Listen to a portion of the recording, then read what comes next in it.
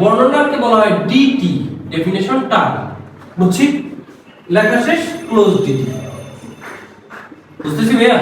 তাহলে এইটা কি ম্যাঙ্গোর বর্ণনা, সিজনাল ফ্রুট। তাহলে ম্যাঙ্গো কি, এটা যদি টার্ম হয়, এটা তার বর্ণনা হলো কি ডেসক্রিপশন। ডেসক্রিপশনটা কি দ্বারা প্রকাশ করি? ডিডি।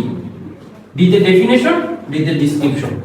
তাহলে এই জিনিসটা শেষ হয়ে গেলে এখানে কি ক্লোজ ডিডি। বুঝতেছি? বুঝতেছি? এখন দেখো এই সিজনাল ফ্রুটের বর্ণনা কি দেওয়া আছে আবার, গ্রিন, রেড এগুলো। তাহলে এটার জন্য আবার একটা ডিডি, এটা আবার বর্ণনা, কার বর্ণনা দেওয়া আছে? সিজনাল ফ্রুটের। এখন দেখো এই 1 2 3 এবিসিডি থাকলে এগুলো কি অর্ডার লিস্ট না? তাহলে এখন এগুলোর সামনে কি লিখতে হবে? ওয়েল টাইপ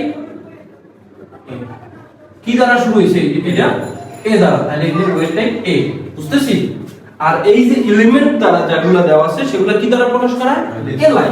তাহলে এখানে কি লিখবা? এলাই গ্রিন